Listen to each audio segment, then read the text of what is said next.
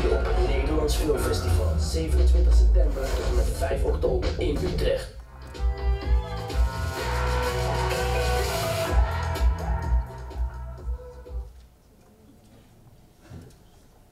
Is that it?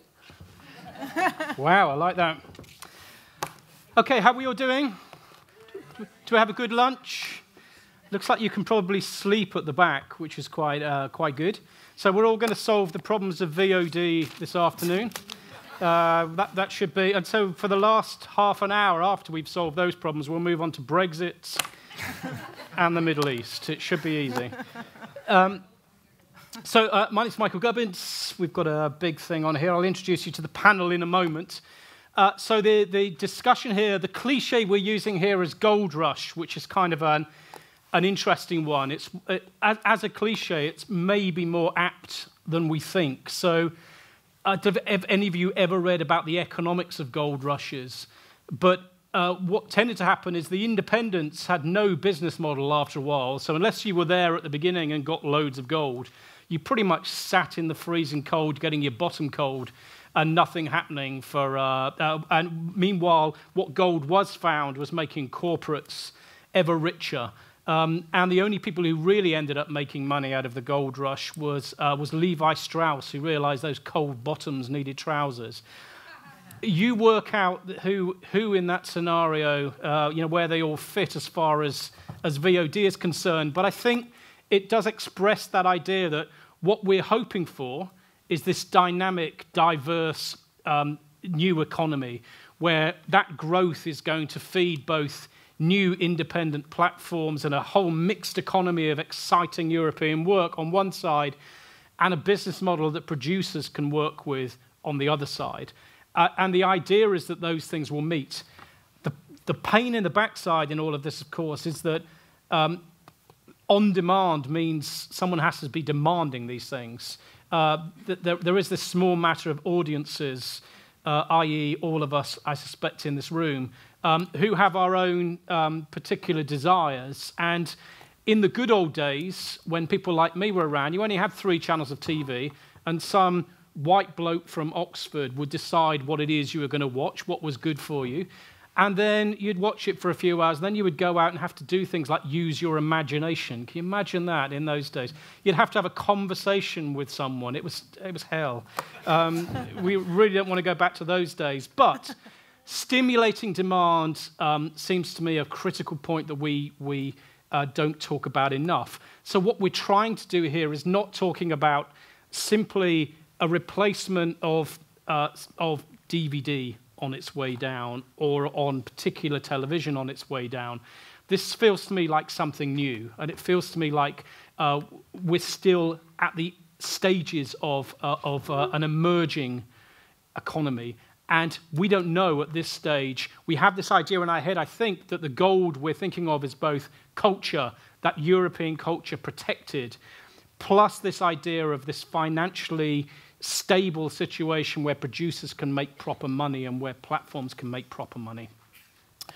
And at the moment, we're still at a very early stage. So 3 years ago, if you'd said TVOD, the transactional, was going to be giving way to subscription services, you might have felt, well, that sounds a little unlikely, but it's very, very clear that that is now happening. It's also clear that the subscription world is quite different than the transactional world. So we're going to try and bring all these things together and look at how that new economy might work, how we can bring in all of those different areas and turn a gold rush into something which leaves us with more than a cold arse, if you'll pardon the expression. So to help us, we have Sylvia from EuroVOD. EuroVOD, relatively recent organisation representing independent VOD platforms. And I will be talking to her in a moment, just the sheer variety, I think, of different models now emerging are very interesting. Jean-Baptiste of La Cinétech, which I think is an extremely interesting indie model, which at the moment is in Germany, Austria, and Belgium. France. French platform. France is the poor man's Belgium in many ways, and it's not a big film country, so you haven't got to worry about it. But France So La Cinétech, I think, is the model, again, gives us an idea of how we might stimulate interest and demand in classic cinema, in classic European cinema. And then we have Janneke from Netflix, someone who works on the policy side. And again, Netflix, it's good. In the Netherlands, you're not booing, which is good. I have been to somewhere immediately you have a boo. But I think that Netflix is a very, very interesting, I think, discussion around what if we're about stimulating demand, and Netflix has built up this demand. What is the regulatory framework that works? But also, what is it that they're doing in terms of stimulating production and stimulating those new opportunities? That actually is something which is important to us now. That maybe we ought to be taking a bit more seriously, and maybe giving a bit more credit. Well, we'll see as we go through. So I'm going to start with you, Sylvia. Yeah. Okay. If that's okay, please. I agree. So you've probably got quite an interesting overview. Well, I know you have an interesting overview of the way that the independent VOD platform market's kind of developing. So give us some observations for your, how many years? 2? Well, EuroVOD Network is a French association that has been created more than 10 years ago, actually. But the situation changed so much that the network today is actually representing a movement. So a movement that is quite interesting because finally, after 10 years of, let's say, experiments, some success and some unsuccess, the VOD platform realized that they need to cooperate more together. They have to benchmark, they have to network, they have to mutualize resources, and actually we also need more transparency and to know better the market, because we are working now in an industry that is very much, well, let's say, led by a couple of platforms, let's say the duopoly of Amazon and Netflix, especially for the SVOD services. A lot of things are changing very, very quickly, even in a few months, and the goal of the association is better knowing this market and basically help the members who are independent VOD services who have an average of 77% of European filming catalog to continue doing their the work of transmission, especially of European film, but not only, in all the countries where they are operating. So today, EuroVOD is representing 30 VOD services, but is growing every month. So we realized that we actually needed a place where we have to discuss about a new business model and how to better integrate our services in such a market with so many competitors arriving, or still there since a long time, let's say. So yeah, the members are very, very different. So actually, La Cinétech is one of our members, but we also have some big national player.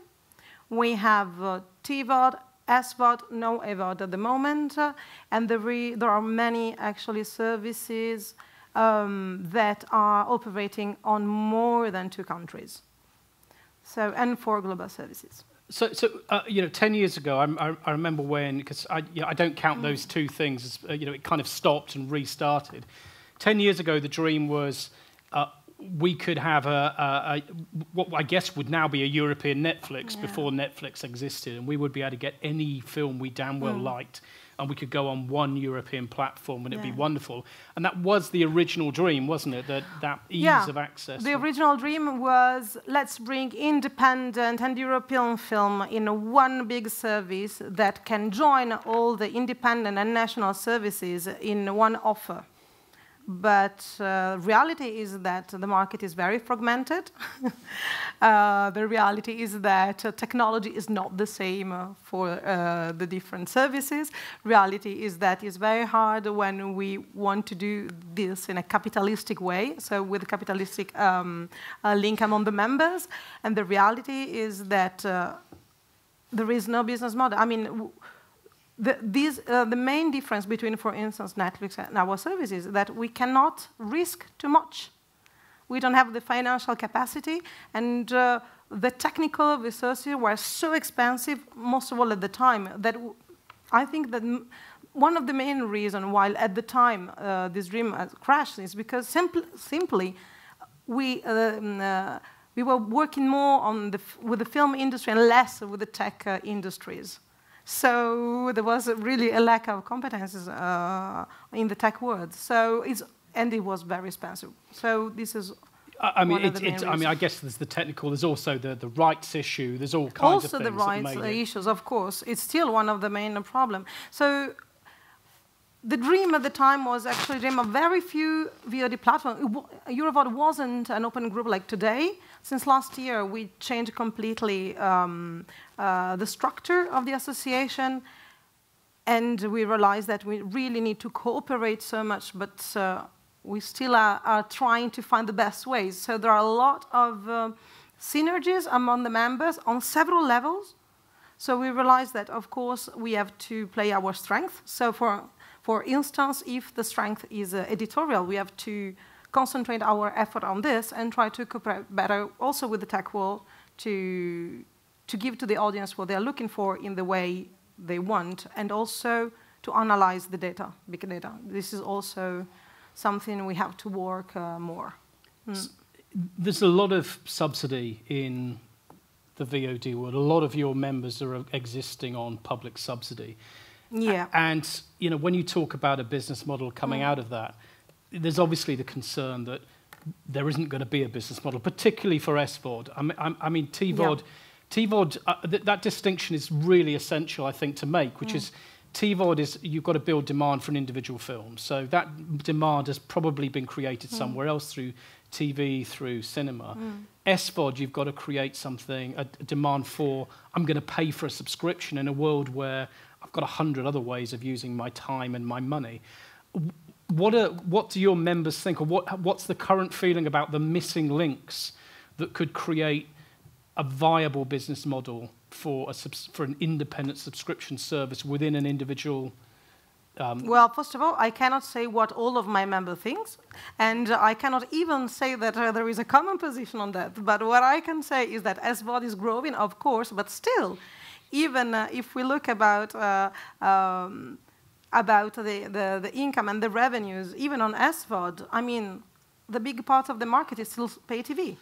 So, I mean, the part of the market we have is really small. So, public funding is essential for us to bring films that or has no theatrical distribution, or has a very little theatrical distribution, or actually, as the Cinetech does, giving back the history of cinema to all the films that are not new anymore. I mean, there are very different models, and I cannot compare even, in a way, La Cinetech to another service who is working especially on art house, let's say, mainstream, because even if the issues of MG is one of the problems, but at the same time, TVOD is growing, not as much as SVOD, but SVOD, you cannot have a large catalog. So actually, if you want to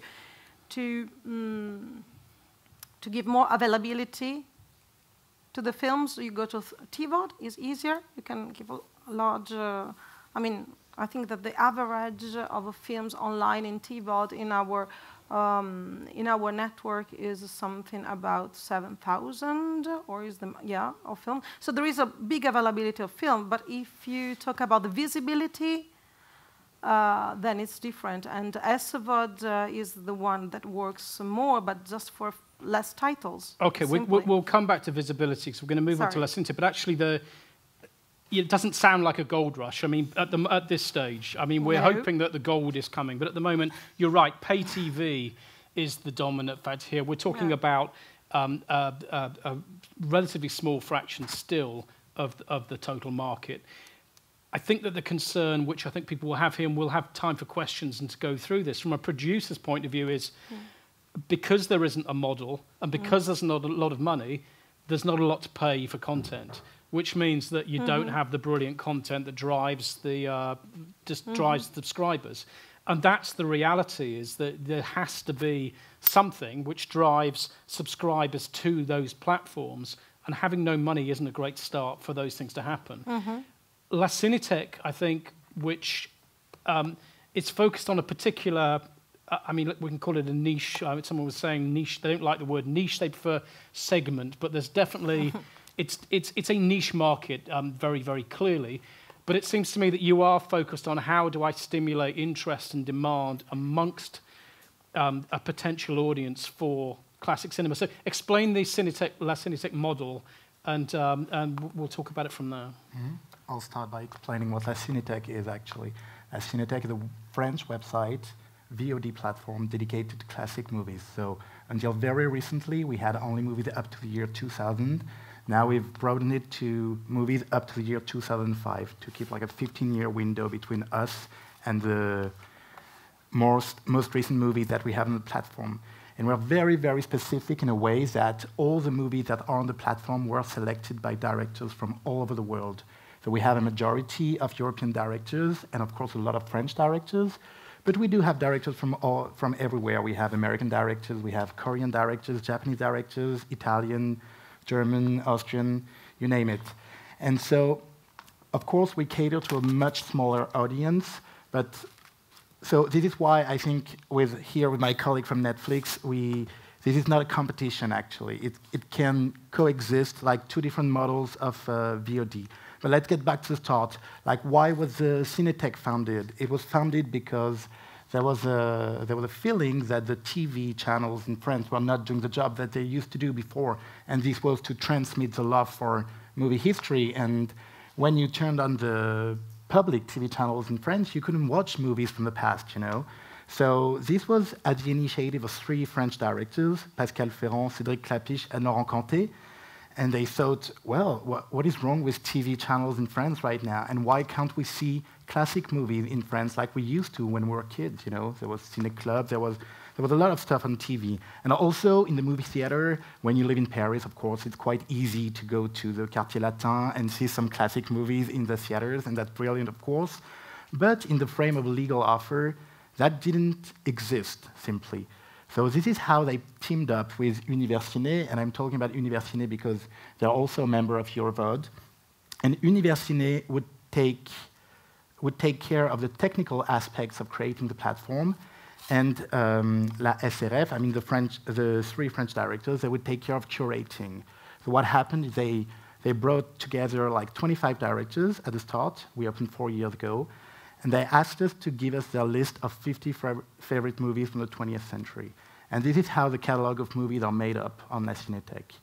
And so we've been open for 4 years. We started with transactional only, simply because we couldn't actually afford to have SVOD rights for the platform. But last year, we did offer a SVOD offer for our customers. So now we have subscribers. But it is a very niche offer in the sense that it's only 10 movies a month. But it's also very cheap. So for €2.99 a month, you can have access to 10 masterpieces of the 20th century and up to 2005. And this is actually something really good that happened to us. It allowed us to grow faster and much wider than we were doing before. Because we did this very limited offer for a simple reason, was that unlimited SVOD on our platform was not possible in terms of acquisition cost, actually, because as much as you can do revenue sharing on TVOD, for SVOD, it's not possible. You have to pay acquisition rights, and it costs quite a lot of money, actually. So we decided to do this very limited offer, but for a very limited price as well. And this actually is very appealing to people in France, at least, because it allows them not to spend hours searching for a particular movie. They have a list of 10 movies. They're all brilliant movies. They're all movies that have made movie history. And they can say, oh, these 2 movies I wanted to see forever, so now's the time, now's the chance. These 2 movies, I don't know, here's the chance to discover them. Oh, and these 2 movies I've seen 20 years ago, I've always wanted to see them again. They also have a chance to do that. So, and also what it did, it allowed younger crowds to actually subscribe to La Cinéthèque. Because in France, as we were mentioning with Michael and my colleague from Netflix before, we have a huge problem with piracy. This is actually one of the addresses we found to allow young people to subscribe to a service that's very cheap, that they can afford, that they can even maybe afford like in a supplement at the end of the platform. And this is what we're trying to reach, to try to have the classic movie history alive and to continue showing them to the audiences, and especially younger audiences. So when it comes to public funding, you were mentioning it before, and it's very important, because for us, as much as we're growing financially, and the own resources are coming, and I mean, we're growing tremendously at the moment, it's still very important for us to have access to public funding. And in that respect, we're very helped by the French CNC, so the French National Center for Cinematography. They've been helping since the start, even though the funding keeps getting lower and lower. And it's been 2 years now that we've been helped also by the media program of the European Commission, the Creative Europe program. And this has helped us expanding to Germany and Austria, for example. And I think we'll come back to that later on because it's interesting. But in terms of global market, we're stuck with a problem here at La Cinéthèque, is that the markets are very fragmented, as Sylvia was mentioning before, and especially in terms of rights. I mean, the right holders for example, American movies in France are not going to be the same than right holders in Germany. They're not going to be the same ones in Portugal, and they're not going to be the same ones in Hungary. So at the moment, because we're bound to what the directors have selected, we don't make our own choices on what we put on the platform. It's very hard to find a system in which we could get global rights for any country in the world. And so this is why we are only in France and Germany and Austria for now. Did you want to make a point there? No, I just wanted to clarify that, of course, when we moved into Europe, 2012, 13, 14, up to 16, we realized how hard it was, even for American titles, indeed, to have the rights for SVOD, because they're all with the different distributors. And it was one of the reasons why the initial investment in original production picked up so fast, because the only way that you know that you can get global rights is to produce or co-produce or pre-buy that content. Yeah, I mean, we'll come back to some of those issues. The fragmentation of rights, I can understand, has been a problem right from the start. So there was something called Cinema Europe's Finest or something. I remember there being an early VOD attempt to do that, and that kind of ran into the issue of fragmentation. Where you're pushing very strongly here is that curation and is what will attract. I know Mubi have done this the same way. They from going for having thousands of films, you go down to clearly curated content on a local level. You haven't told me, because it's very difficult, are you going to share any figures? I mean, is this something where if there wasn't that subsidy, is there a business model on a pure commercial basis yet for this kind of product on that? We couldn't have started, just simple as that. We couldn't have started.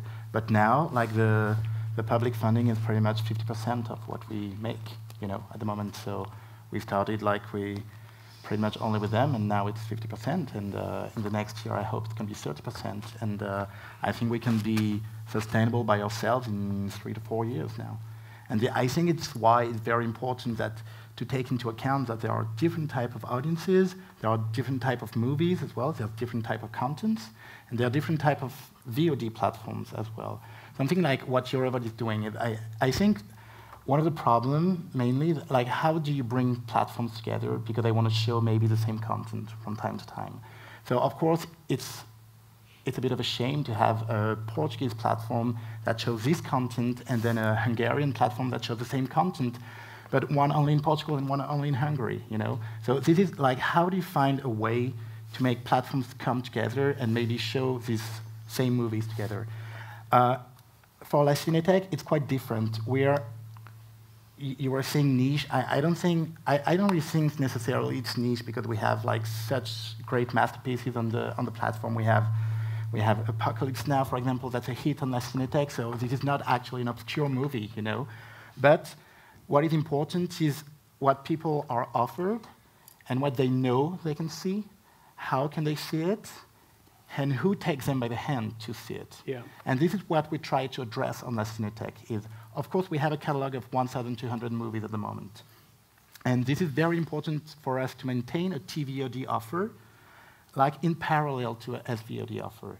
because, I mean, as VOD offer, if you're a youngster starting in the movie history and you want to have some better knowledge of what the 20th century was made of in terms of cinematic productions, you can start with this as VOD offer. You know, you've got 10 movies a month, and it's a great way to discover these classics. If you're, let's say, 50 or 60, and you know some of these classics already, you want to go more to hidden gems, you know, that may be available in a Cinetek. And this is where curation is so important, you know. For instance, one of your favorite directors is James Gray, you know. So you're like, oh, there's a list of James Gray on La Cinetek. He recommends us 50 movies. Out of these 50 movies, I haven't seen 20. So this may be the 20 movies I'm going to start with, you know.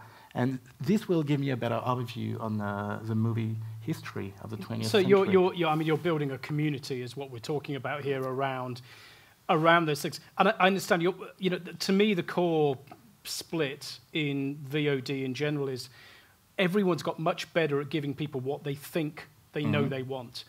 And the problem we have for European film is we're trying to get people to watch what they don't know they want.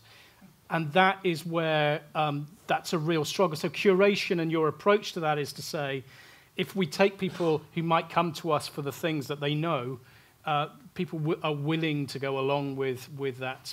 And you know, it's an interesting idea. And I understand how that interacts with the kind of Netflix world. Because there is an issue for all of us, which is in this gold rush, is how many subscriptions are people going to have? Yours seems to me, if it's not niche content, it's a certain niche. It's people who, I always think the film was always divided between people who talk about the film by the name of the film and the people who talk by the name of the director. And that's probably most of the people in this room, us pretentious gits that kind of do our stuff. But I understand they will have their own thing over here. That can work. But there's not many of those subscriptions we can have in this gold rush, is there? How many subscriptions are you ever going to have? So you end up with niche over here and stuff over here. And it feels, I don't know whether that ecosystem actually works for audiences. But a lot of your members aren't going to work, are they? Yeah, actually, if I try to find a common way to talk with the audience, let's say, from the point of view of our platforms, they are all actually trying to build up a community which is loyal and know that they can find this content only on this website. You try to do the same thing with your originals, but one of the reasons, okay, I'm talking about the Cinetek, but actually Filmin in Spain also is very successful in doing that. It's like, La Cinetek, I think you have like the 40% of a film that haven't been released in France, but at the same time you find a way to build an audience since the very beginning. So people are very much attached to the service, and the only way they could actually find their audience is trying to target the people instead of just putting some things online. Just trying to figure out who are the people that are looking for this content and they know how to find it. So, for instance, we are talking about expansion. If Filmin is based in Spain, is very much successful, also because the situation in Spain is different from other countries. But when they open to Portugal or in Mexico, they didn't have the same results. So let's say the way they build up their community in Spain is not something you can export in other countries. So at the moment, knowing your audience and building up this community is the only way you can actually really keep doing. I get what you're doing. And to me, it makes a great deal of sense. The question still in my mind, we'll come to Netflix on this first, because I get why James Gray, lovers of James Gray, can find the classic works. I get that. What I don't get is where Janet White, the new brilliant director over here that's coming through, or Yannicka White, let's assume that's a more likely name, but that kind of new talent that might get funded, that might get those opportunities, that might find their way to audiences. There's still got to be a business model, to me, that actually allows new production and new producers to actually find money. And at the moment, the struggle is still that fantastic, brilliant way of doing it. I can see how I might subscribe to that, but I mean, the argument for Netflix is, I think that's where you're different, is you actually come in and you are actually stimulating production in some kind of way. Well, I think, yes, we are now. I think realistically, when we started in Europe, obviously we built a sizable service based on mostly rights to United States works, but we also knew that a lot of the studios that we got the works from were, dreaming and hoping at someday starting their own service, which Disney Plus has recently done here in the Netherlands with a soft launch, and there will be more services to follow.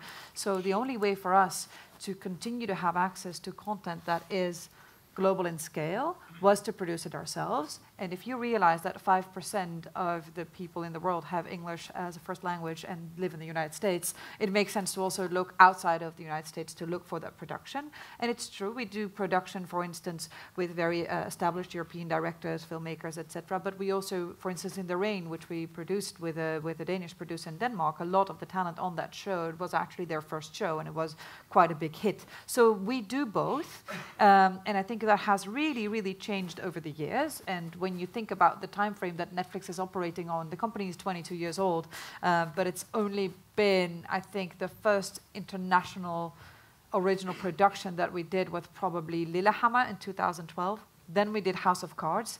Then we realized, okay, exclusive content for SVOD is really a potential hit. We should branch that out more. But you can still see that, Europe is quite new for us. Film is very new to us, and we are still making making that shift towards more production, more co-production.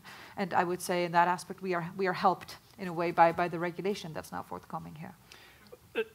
Well, that's nice, because we're going to push a little bit harder on I said helped. Yes. On the regulation there in a moment, because it is worth having that background. I mean, these are the two opposite sides of the spectrum, and to me, this is where we've got that gold rush. The people shaking on the ground and the corporates is. The argument for you is that you're saying we need support to give us our little start in that market that will allow us to push. No, go for it. I'm saying with Netflix, the attitude is, and you've made the case that you've evolved there. You haven't had this big, brilliant genius plan somewhere in a Bond-style island with a volcano that opens at the top, but you've got big. The truth is you've got enormous, and actually the attitude to how we stimulate demand with you is that we support you. The attitude towards you is, look, you've got to start playing the game. You've got to start being part of what we're doing. So what we want from you is European works, and then we'll talk about prominence, which is a much more complicated thing. We want people to actually see those European works. So regulation is the way that we try to get you to stimulate demand for European works.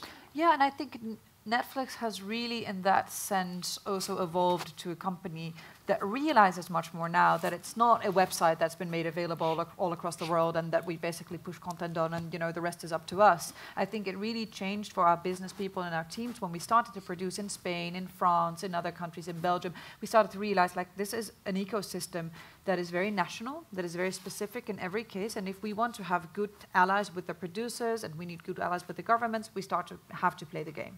But I think there's an important distinction to be made, because you say play the game and invest plus prominence and European works.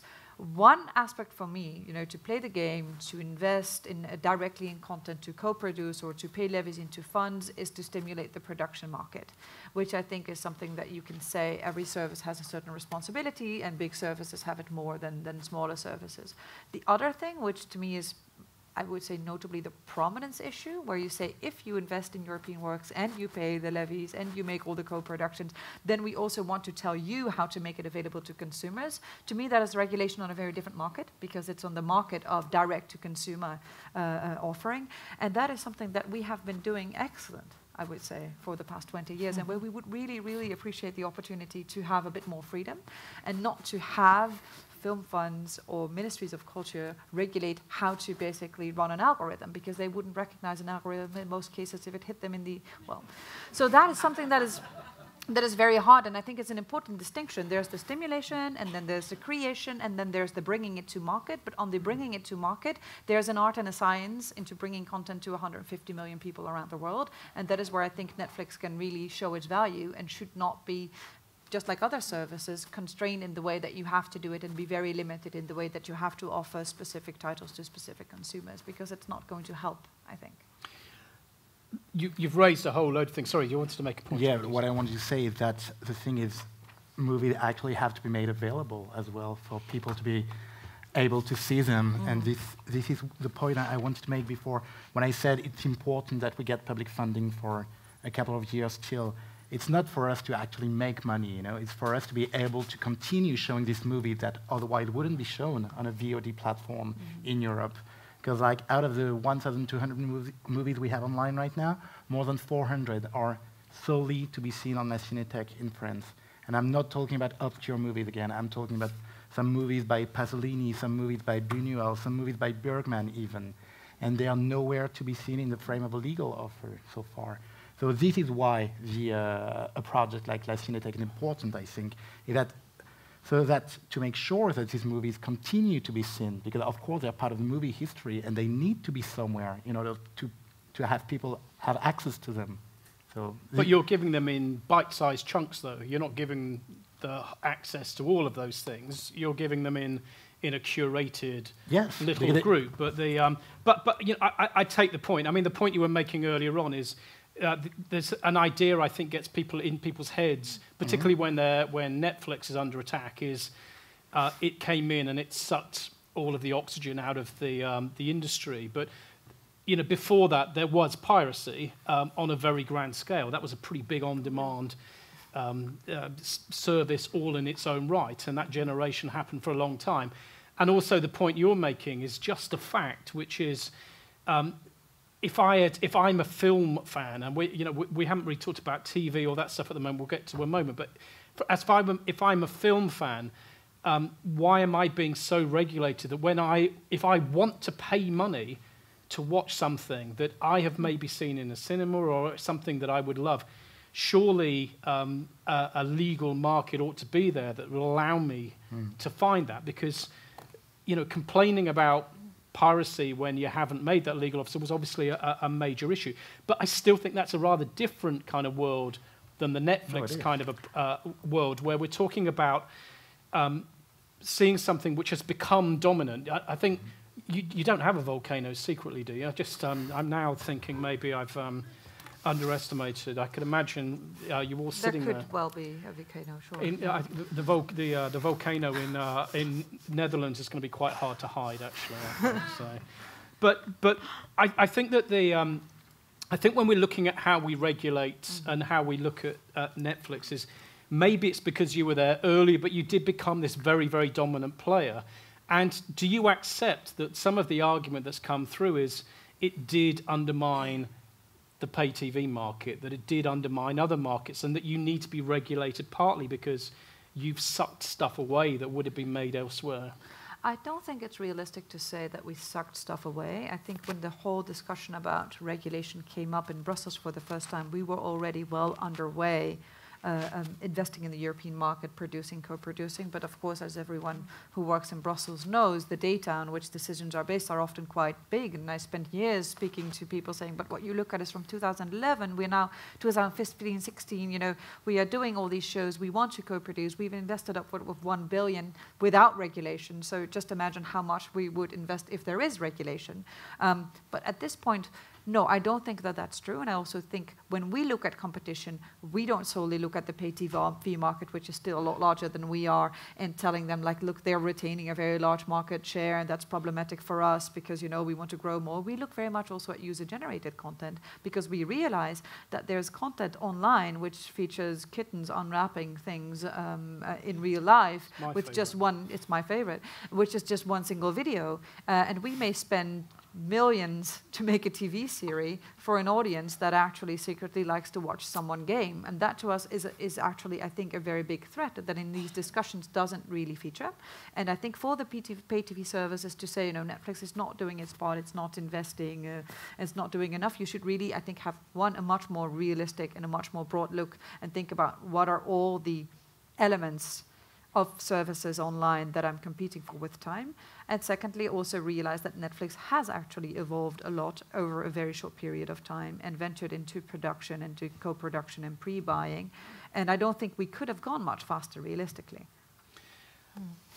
I mean, there is. I mean, if you were also making, you could also make a case that the TV series that we all get very excited about, actually, a lot of that came out of Netflix. A lot of that would never have happened if it hadn't been. I mean, HBO obviously and others were there, but in terms of getting it into public hands, Netflix certainly played a part in creating something that's new. And the reason I'm mentioning that is, I think what you're all painting is it's a different ecosystem now. Is what you're saying is it's not just a replacement of something. Something new is evolving in the way that audiences interact with content, and trying to voice an analog kind of approach that's the same one before. That's the argument you're making. And and I don't know how you see that, Sylvia, because I realize that a lot of the services in EuroVOD are at the moment not very large, but they do operate cross-border, so they are growing and they want to grow.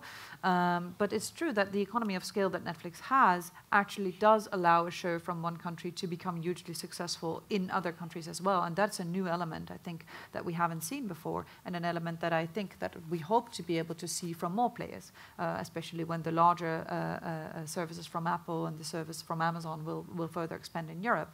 They will invest in European content, and they will also bring that to a broad audience, which is a new element. Yeah. Have we got a mic? Yeah, can we make sure we have a mic? Is this a thing? Can I throw this? Throw it. Well, good catch. This is the mic. I think I've pulled my hand. This is the mic as well, right? Oh, it is it working or not? Yeah, it does. Yeah. So this is Actually, so I have two small questions about for Janneke. If we have a series that gets big, where's the benefit to the maker in that? Because at the moment you do a buy, but there's no collection agency. I'm talking actually from two halves, both from the producer as well as actually the makers. So that if a maker has a show from Holland that gets shown on German ZDF, there's a collection agency which pays into the pocket of that maker, and that's not the case with Netflix. And it's stronger. There's some kind of voluntary thing that's being put together in Holland, which means that if we sign into it, the maker gets some money for being shown on Netflix Holland, but then gives up all rights to any other kind of earnings anywhere else in the world. So that seems kind of strange that, yes, we get 150 million households, but we get no money out of it. The other thing that I'd ask is, and it's just a sort of a side question, the voorzitter from the Raad van Culture just said she agrees that it should be a 6-month window. So what's your... Oh, you mean for co-production? Can we, those two things, I'd like to take those things separately if I can. They're the two questions, but the second one's kind of important because all deals in Holland at the moment are on hold because people are arguing. Well, let's tackle that one first. The second one, I just want to make clear, the bit that's still leaping out to me here is Netflix are taking...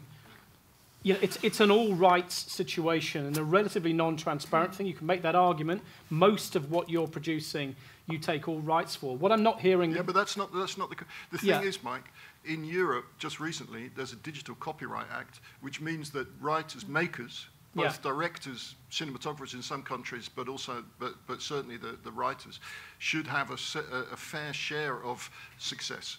And there's already collection organizations which work together, like Lira, a bit like Boomer Stemmer for music, but for Lira and so forth. But Netflix stands outside of all of that. Okay, well, take those two things separately. There's the collection element. And there's the, sorry, I was enjoying that. Do you see the way I caught that? And then the, I mean, I'd take those two things first, and then I'd like to broaden the thing out. So, fair share, collection stuff, maybe just talk about that first. I think it's definitely that directive that you mentioned, the Digital Market Copyright Directive that's currently being transposed in other countries, and that leads Netflix to have discussions with CMOs, which to date, in some countries, we're actually part of the CMO agreement. In some countries, those collective management organizations will not actually have the mandate for SVOD rights specifically. In France, you've already got a deal, right? Yeah, in France we already have a deal because it's Germany, I think so. I'm not the specialist on CMO relations, but what I do know is that, of course, through this directive, that discussion is basically broadened, because it's not just about the author performer, it's also about the producer.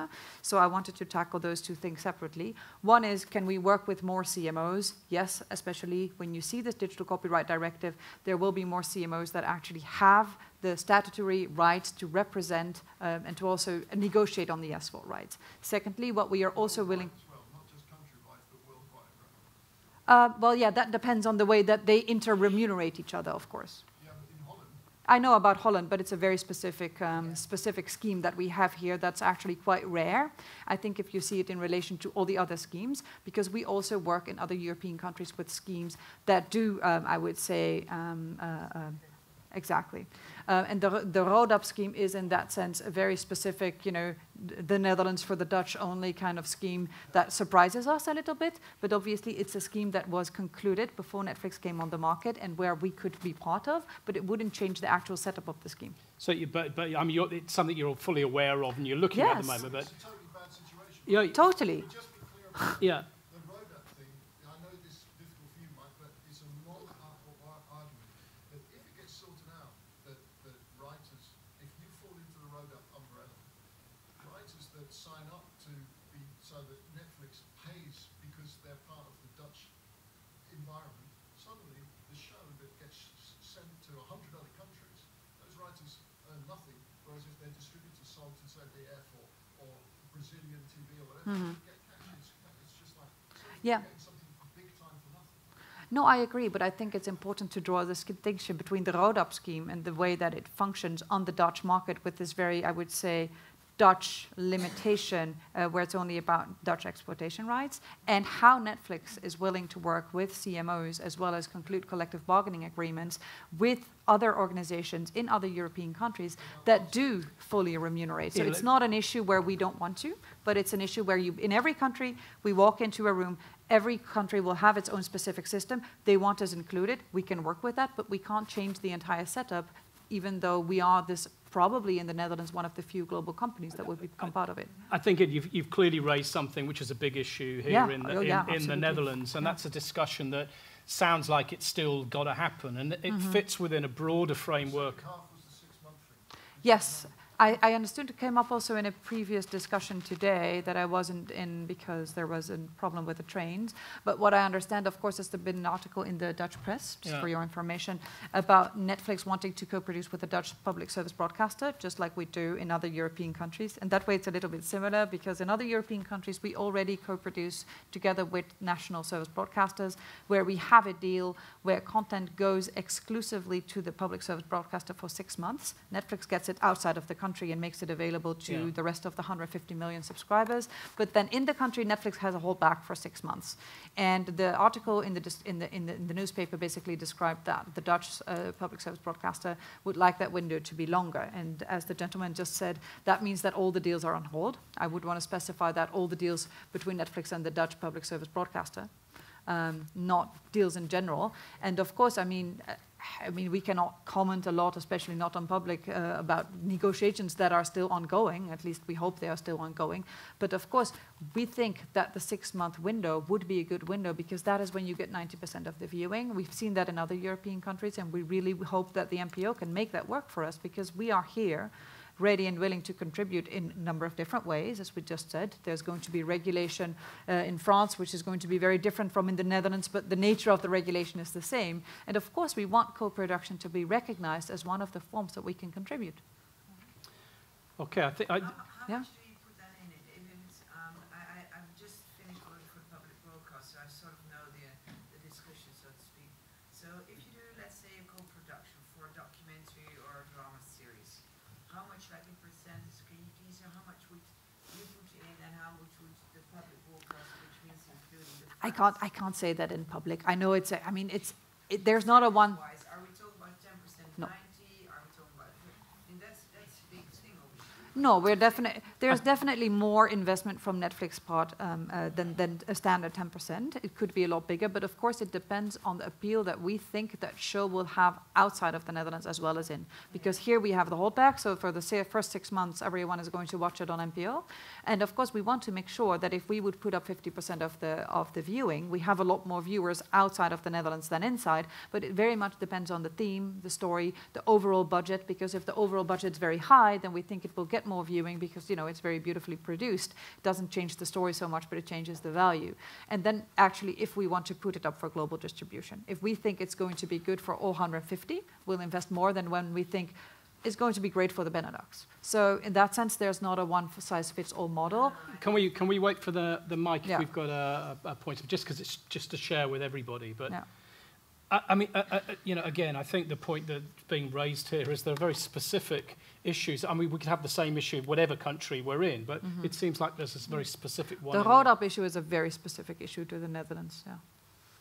There's an issue around transparency still that I think people worry about too, that, you know, this is another thing that's kind of coming off that as well, that a lack of transparency is something that's thrown at you all the time. And again, when you're talking about the deals you're doing and how that's being done, the sense that I hear quite often from producers they don't know and they're not getting a fair shot.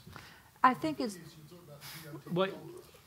Yeah, no, I couldn't agree. The Gold Rush is like, is it the Gold Rush for the makers, or is it the Gold Rush for the audience? Let's. I mean, I think that's an important distinction. Sorry, can we wait for the mic when we're doing this? But the distinction I think is being made all the time. We did that right at the beginning. Is that there isn't there's the audience over here who are demanding things, but I still haven't yet seen across here a great independent model for production. I've seen one where if there's a deal with Netflix, that can be great, but if I'm an independent producer wishing to hold my own intellectual property and wishing to exploit my rights, I still don't see, this still seems to me like a falling scale from what we were 10 years ago. If I can just make a point, that is, I mean, that is true that independent services, even if some of them are still contributing in any case into the production, especially in the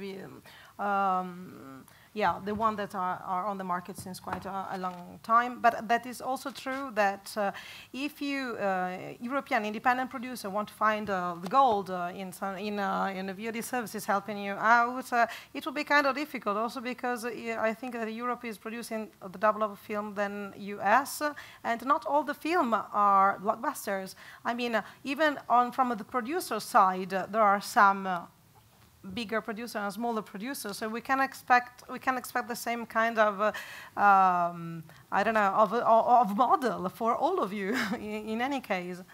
No, but look, we're coming across some really big problems here. I just want to raise one thing, and then we'll just take any other questions. Prominence is still the big issue, it seems to me, as well. So what we're talking about here, I think, is you know, Ian has already put the point, which is Gold Rush for whom is still, you know, that's the conclusion in all of this, is I still don't get, I get where an individual producer might do a deal with Netflix, fantastic, in terms of the short term, in terms of some money in a difficult market, but I still don't get the overall model. Prominence, I just want to raise prominence because it is critical here.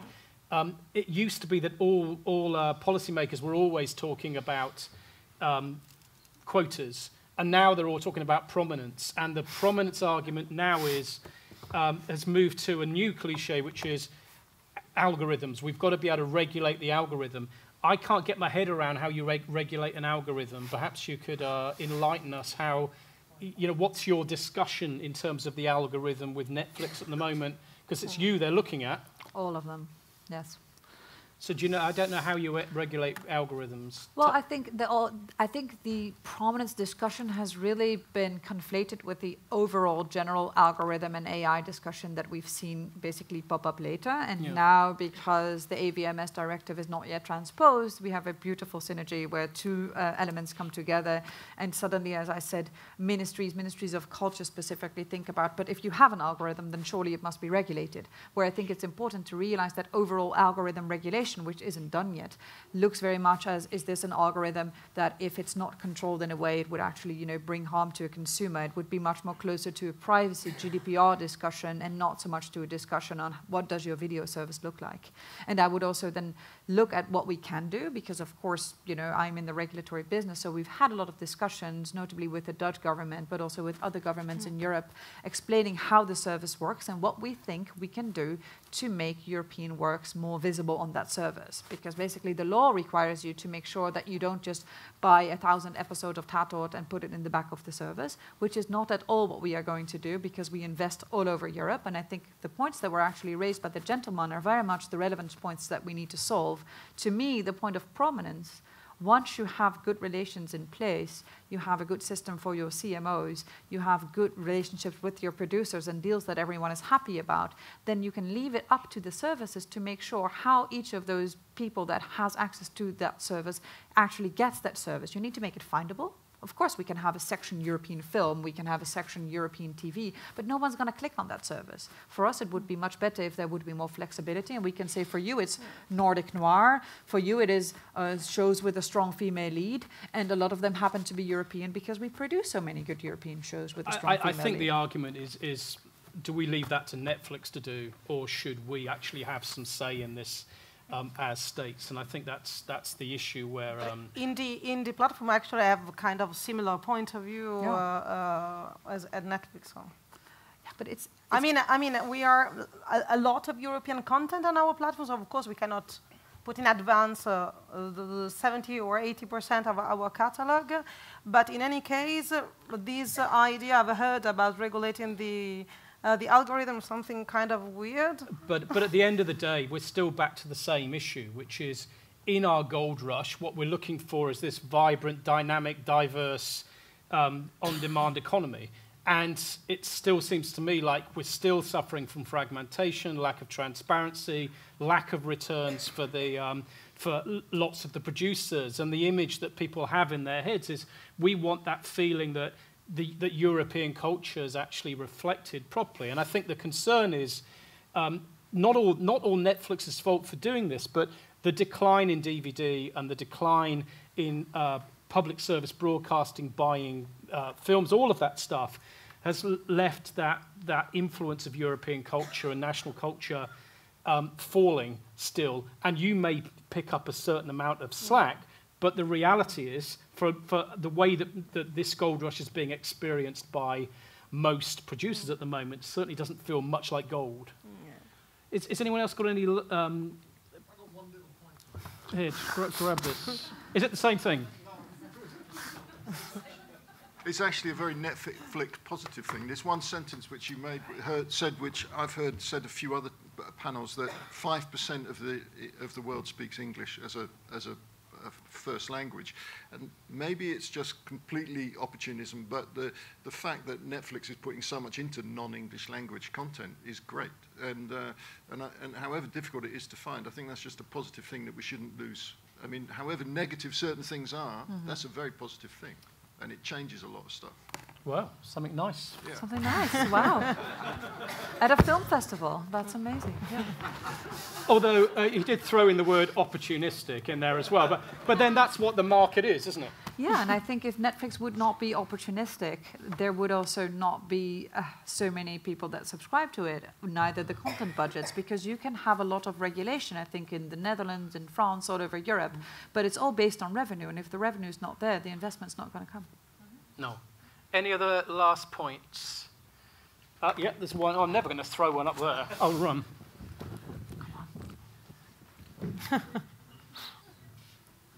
Hello. I moved here from a non-European country, and I thought we would be hearing about digital single market a lot.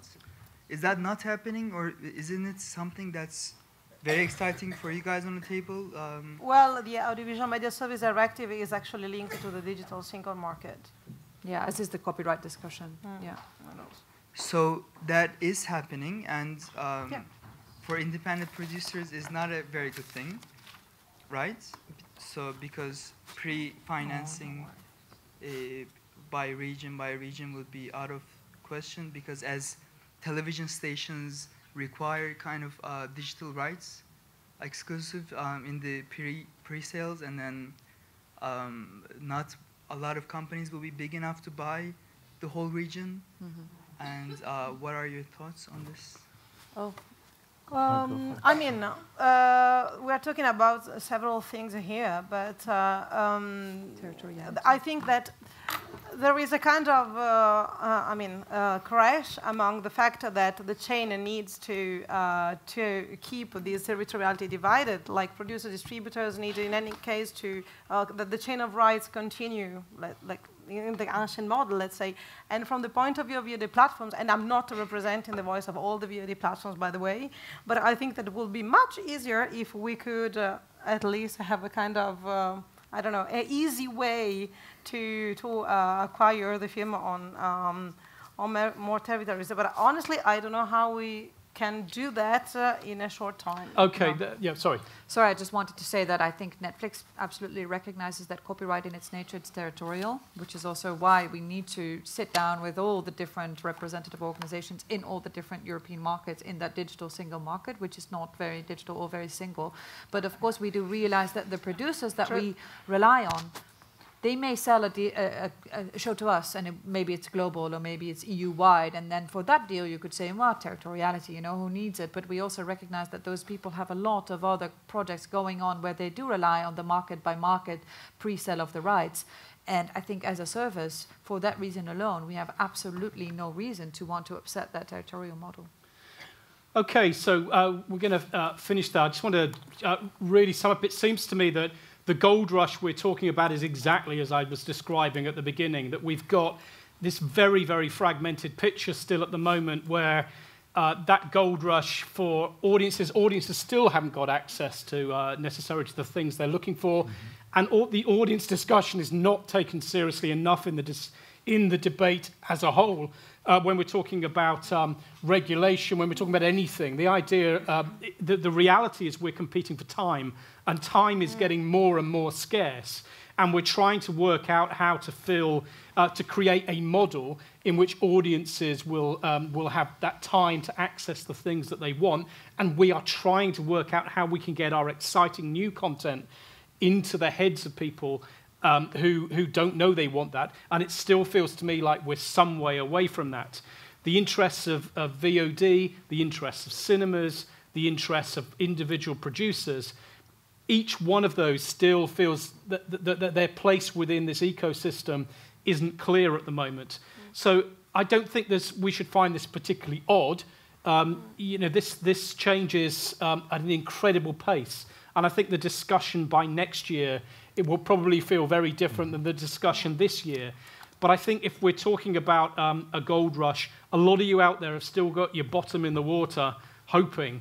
And hope can't be our plan A. So we're going to have to start thinking really seriously still. This debate will not stop until we've got to a situation, I think, where we could really look at the European VOD stuff and say, it really is on demand, it really is bringing gold, it really is sustainable, and that we've got a future for our European content. So thanks to the panel and thanks to you.